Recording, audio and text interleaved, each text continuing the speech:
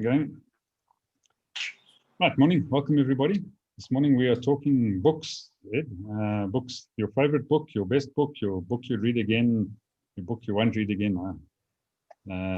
What do you get from books? Do you read? I suppose is the real question at the end of the day. And if you do read, what do you read and why do you read it? So I think we have to start with Trevor and Nell this morning. So Trevor, over to you. Right. Just quickly, I was thinking about this a little bit deeper than I normally think about these things. And it took me back to my junior years, where I was totally impressed with a teacher who read a book in an American accent. And the book was called The Adventures of Tom Sawyer or something to that effect. And I'll never forget it. He spent the entire year reading that book out to all of us in the class. And I think I've been trying to find out what is the reason for me being who I am and what I am. And I've just discovered it was that guy reading Tom Sawyer and Huckleberry-Finn to us. And it must have been when I was in about standard 2. So I was highly impressionable. And as a result of that, I used to skip school a little bit and end up on the beach. And I can put it now, I can put it back to the reading of Tom Sawyer and Huckleberry-Finn for an entire year. Then I thought, what else do I like? I must say I love autobiographies and I love writings from that perspective. But there was one book in high school that just captured me. And that book was by Gerald Durrell, and it was called My Family and Other Animals. And there you are. So Ed recognizes it, the little gecko up in the corner, and they fight their head. I thought that was the most amazing descriptive writing I'd ever experienced. And the biggest disappointment, Ed, was the treatment of that book. I don't know who did it. Was it Sky TV or BBC when they did it into a documentary of some, well, probably a mockumentary, because it was a mock of a production. I didn't enjoy that at all. So I thought My Family and Other Animals was going to be a great movie series. And then I've got to get on to what book would I like to take onto a desert island. So I pulled out the one book, and here it is. It is If I Only Had One Book. And listen, I've got thousands of books here. So to get this one to the top, and the books I've got here are great books, is this, See You at the Top by Zig Ziglar. So if you haven't read this, I would say go back and read it, because it is the lay person's Bible to how to live a great life with a great attitude. And then the backup book. So if I could sneak 2 books onto that desert island, the backup book is going to be this, Robert Schuller, Tough Times Never Last, but Tough People Do. And what I suggest, this book was written came from Robert Schuller's experience in the Great Depression in the early 1920s. And I suggest that this is compulsory reading for what's happening in the 2020s right now, because all we have to do is underpin this with the technology that we have. It is a phenomenal publication. And so if I can slip 2 books onto my desert island, they will be these 2 books. There's Vernay. She hasn't run away from us. Great, thanks, Trevor. I thought you were going to talk about Animal Farm and One Flew Over the Cuckoo's Nest, but we won't go there. that you see it here every day, and you can see the characters. There we go. Thank you, Ed. Okay. Oh, very good. Okay, so Vinay, sorry we kicked off without you, but welcome on board. So it was only just had Trevor, so not missed anything. So it's, At least I came in at the end to hear what his 2 books were that he would take to the island with him. I work on a desktop and I unplugged it as I adjusted my screen. So yeah. Right, so my book that I am going to talk about is Woman's Camp Journal. And it's a book that covers the concentration camps of the Anglo-Boer War. And it was published in 2013. And what they did was they collected letters, and there wasn't actually a camp journal, but they collected letters from the different concentration camps during the war. And this book covers from December 1900 to July 1902. And I love reading the history of the Anglo-Boer War. I think it's a really interesting and important part of our history in South Africa. And I've done a lot of reading about it, and most of the books that actually cover the concentration camps and the war memorials and those sort of things really show the woman as the victims, whereas this book is incredibly uplifting. It sort of portrays the woman as taking up a challenge to survive, and to survive with dignity regardless of what was thrown at them. It also shows their ingenuity to improve their conditions. And of course, there's quite a good deal written about Miss Emily Hobhouse, who, I don't know if you know, I just muted myself. She came from Cornwall, and she headed up a fund to help the women and children of the Anglo-Boer War. And she was incredibly widely supported. And I know it's 1900, you must remember that, but before she even came out to South Africa, she'd raised £300 to actually provide food and relief for them. But more than that, she actually showed the women how they could live with dignity in these camps. If you don't mind, I want to read a little portion of this, because it's one of the letters written by, not the whole letter, just a portion of the letter written by one of the women in the camp. Is that okay? Or you're going to have copyright issues? How strange it is to write to you on the first evening of the new year under these circumstances. Everyone is trying to make the best of everything. I cannot tell you how hard life is in a camp. Just imagine 11 people in one tent. It is very crammed. But I think this is just what we need. For if we should be here and have everything comfortable and nice, life would be unbearable. Now we scarcely have time to think, for we have no soon finished carrying water, then we have to tighten the ropes of the tents, or something else always needs to be done. We are so many in a tent, and yet each has a great deal to do. And when evening comes, we are all just tired from the day's work, and so our days pass. I almost forgot to tell you that last night from 11 until 12, we went around the camp singing hymns. Just at 12 o'clock, we sang the New Year's hymn in the middle of the camp. It was a still evening, and we could hold a candle as we went. It was a night never to be forgotten. For amid all our sorrow and trouble, we sang Praise the Lord and many other hymns. We were quite a multitude together. And I thought it sums up a spirit of going through struggles together, and how no matter what your situation is, you can take something good from it and you can make the best of it. So thank you. That's me.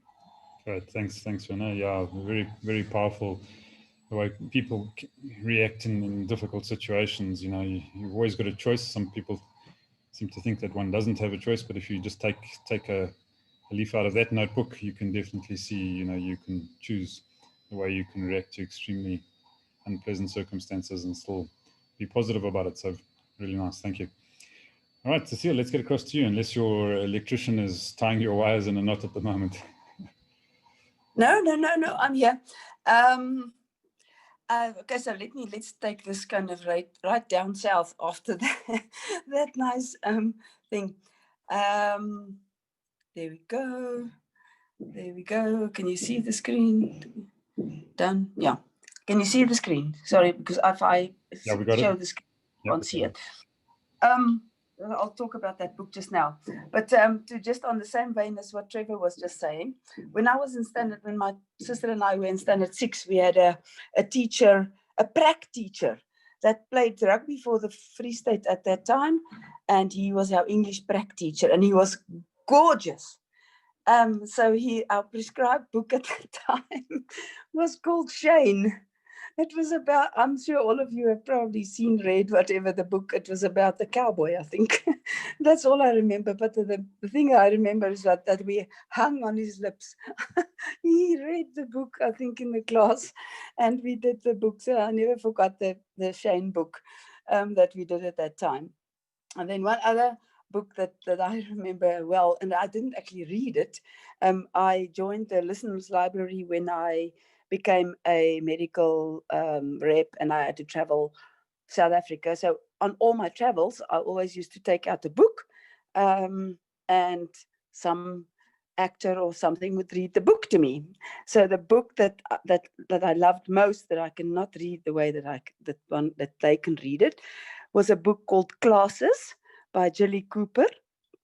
And it was absolutely fascinating because Jilly, or whoever that was reading the book, could read in all the British accents, if they're from Yorkshire or they're from Cambridge or they're from London, whatever, every little family she read, I think it was a lady, read it in the correct accent. So I learned a lot about classes and about accents of all the British people, and the Scottish and the Irish and the Welsh, because I think all of them were in that book. And then why I've got Entwined as one of my most fascinating books. It is about identical twins that I am as well, that were split up at birth, and just their lives, the one is a high class baroness later in her life, and the other one is a lion tamer or some wild circus animal tamer. And then they don't know about each other. They didn't even know that they were twins. And then there's some murder, and just through whatever happens in their lives, their lives become entwined, and they discover each other as identical twins. So that is it's a profound book for me. And then one other book that fascinated me was Dibs, In Search of Self. It is about a child and multiple personalities. So I love these things with people with multiple personalities, and it just fascinates me. So Dibs was one of the first multiple personality books that I ever read. So yeah, those are my things that I wish I had more time to read. I intend to read more now. I kind of only read multi-level marketing stuff and work stuff, but now I'm going to start reading again in 2 weeks' time. Okay. Great. Thanks, Cecile. Right. So, Jasper, are you with us?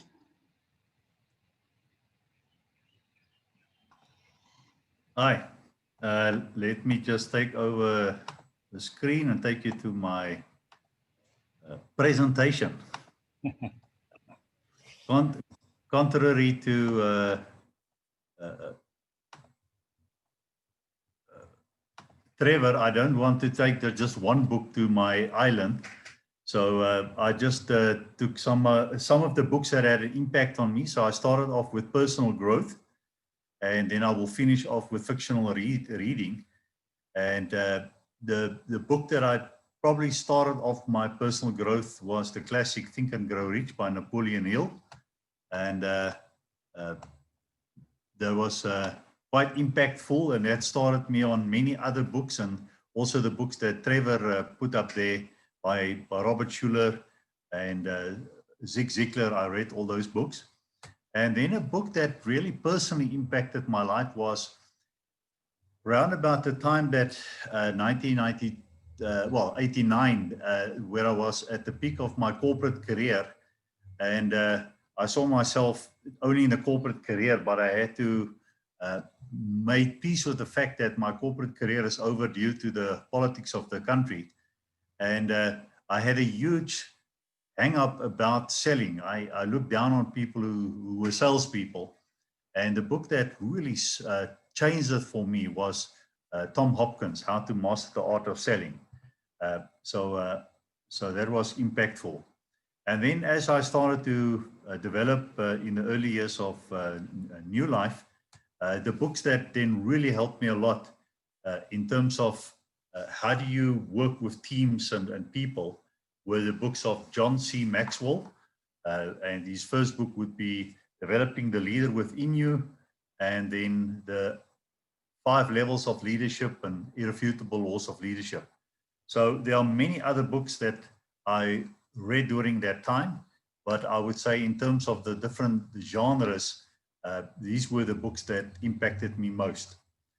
And then in terms of just fiction, where you can get lost and forget about time and just see yourself or into that situation. I think as a young boy, I was probably in my high school years when I discovered Wilbur Smith. Now it was quite a feat for me because I grew up Afrikaans and then to switch to English. But after I discovered Wilbur Smith, I never went back to Afrikaans books because they just didn't have it for me. But he's an incredible author in terms of his description of a scene, and I basically read all the books in his that he wrote since. But Wilbur Smith, and then an author that I discovered later in my life, but fantastic. She just keeps you riveted. Is Francine Rivers, and I started off with a trilogy, which plays out during the time of, it's about 70 after Christ, 70, yeah, around about there, when the Romans then destroyed Jerusalem and took away the Jews as slaves. So it plays off simultaneously with a bit of the culture of the Hebrews, but mostly in the time of Romans, the gladiators, and almost the disbursement of the church at that time, because they were heavily persecuted and used as what do you call it, almost food for the lions and stuff in the arenas and stuff. But it's riveting, so I can highly recommend, if you haven't yet discovered the books, is also to read that. Yep, and that's me. Great, thanks, Jasper. Yeah, interesting you brought up Wilbur Smith. I'd actually completely forgotten about him. I also read a lot of his books as a youngster. Interesting enough, my father and he were in the same res at university together, so my dad actually knew him personally. So it was quite interesting. So, right, Edward, let's get across to you next. Yeah, fascinating so far. When Cecile was speaking, I had to turn my camera off briefly because it rests on 2 books, and I changed the books over. And those books are Linda LaPlante. I think she's a great crime writer. But when I set the subject, I thought it'd be easy, but I found it really difficult. And I prefer books to films because I think with books, you can actually picture what the story is like, whereas on a film, you have to follow their pictures. So that's why I prefer books. I thought about maybe talking about books that had a meaning, like Animal Farm or Of Mice and Men or To Kill a Mockingbird, or perhaps the more modern equivalent, To Bury the Typewriter, which is all about a girl growing up under the regime in Romania under Ceausescu, and it brings out the worst in people, spying on their neighbors, informing on their neighbors, and it brings out the best in people, protecting people. And I think it's the only book that's made me cry. There's a real act of kindness in there, which just brought floods of tears. And I've been to Romania. I know people that lived under the regime. So a very powerful book, Burying the Typewriter. But in the end, and also I love biographies, like I think someone else mentioned they like biographies. And to me, some of the best are Black, White and Gold about Kelly Holmes when she won her Olympic medals in the 800 meters and the 1500 meters. Now, that's quite a few years ago now. Today We Die a Little, which is about Emil Zatopek, who in my opinion was one of the greatest runners of all time, the only person to win the 10,000 meters, the 5,000 meters and the marathon in the same Olympics. Amazing guy. And also 14 Minutes about Alberto Salazar, who is the only sort of international marathon runner ever to win Comrades. You know, there's a recognized international marathon runner.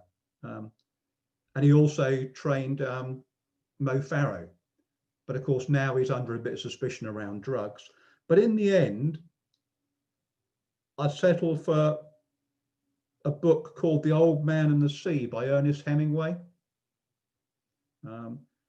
because it shows the power of writing.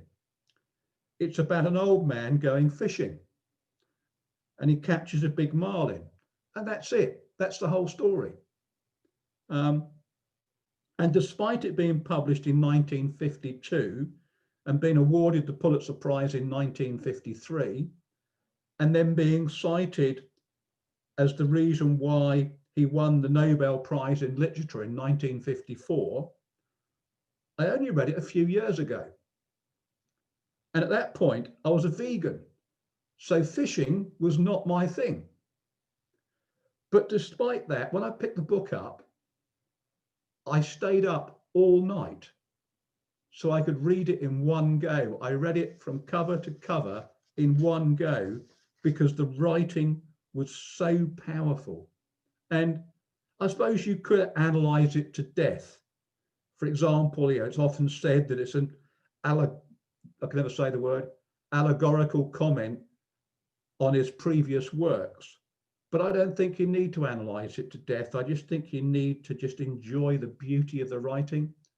So The Old Man and the Sea by Ernest Hemingway is my book. Thanks, thanks, Ed. Right, Steve, over to you.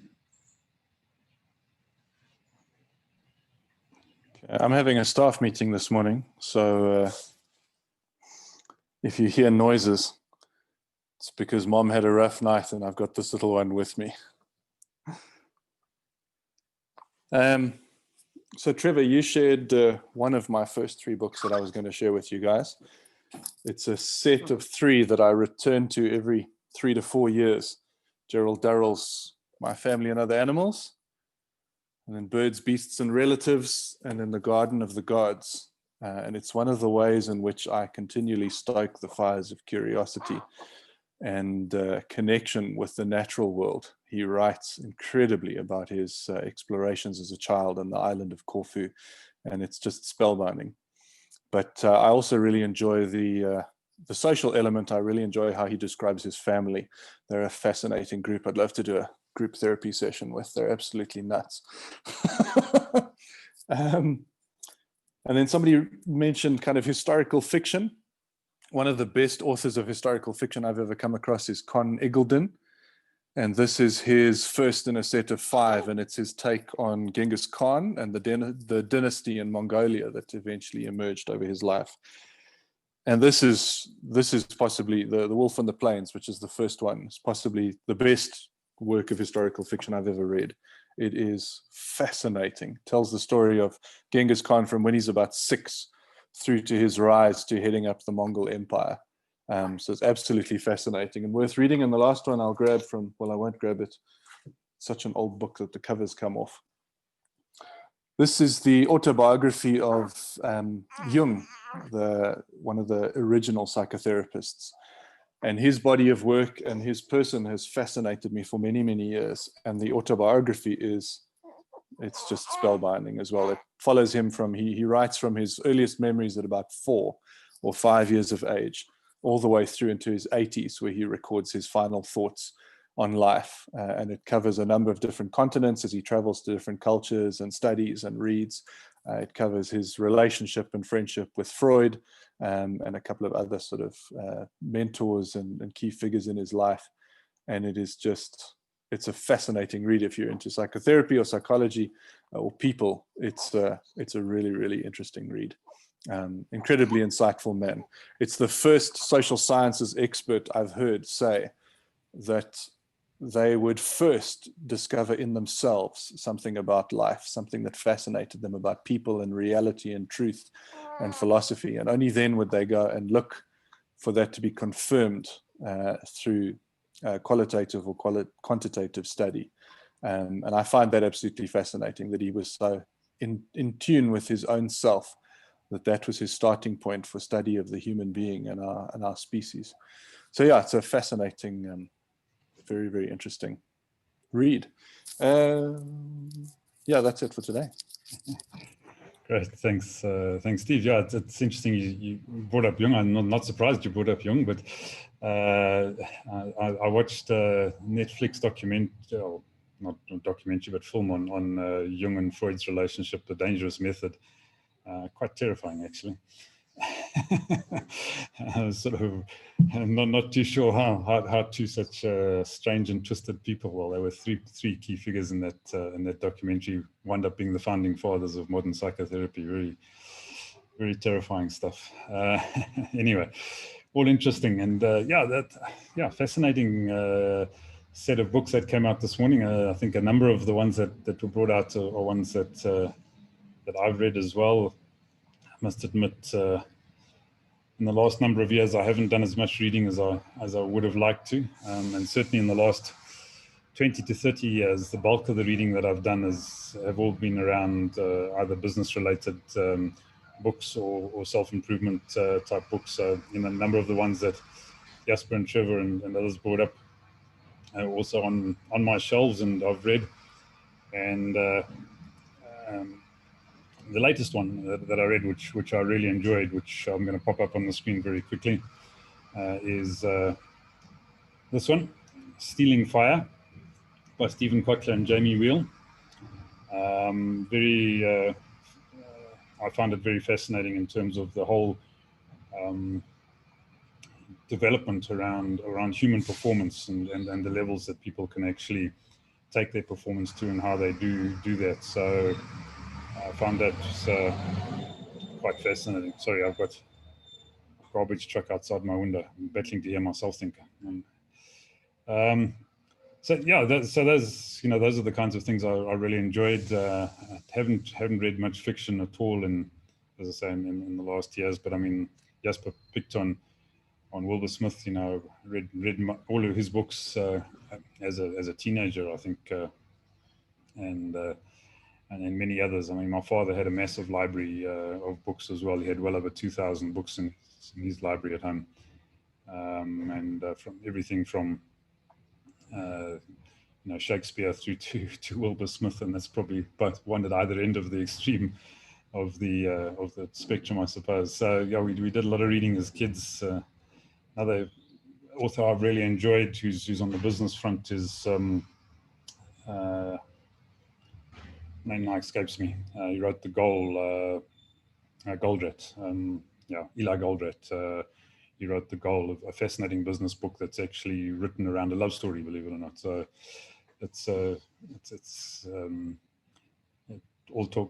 all about manufacturing businesses and the theory of constraints, but it's actually intertwined with a love story. It became a #1 business bestseller when it was originally released. A really interesting book. So those are my sort of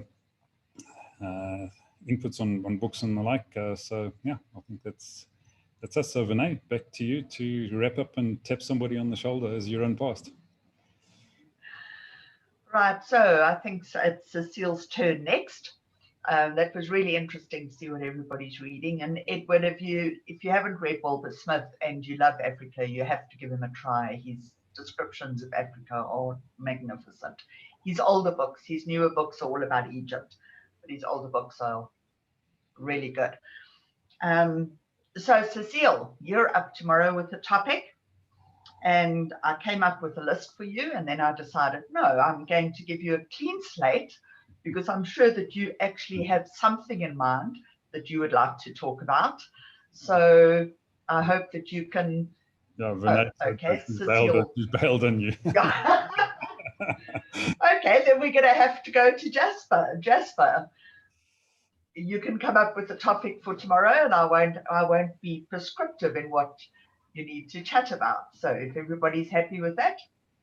Well, I'm not happy with that.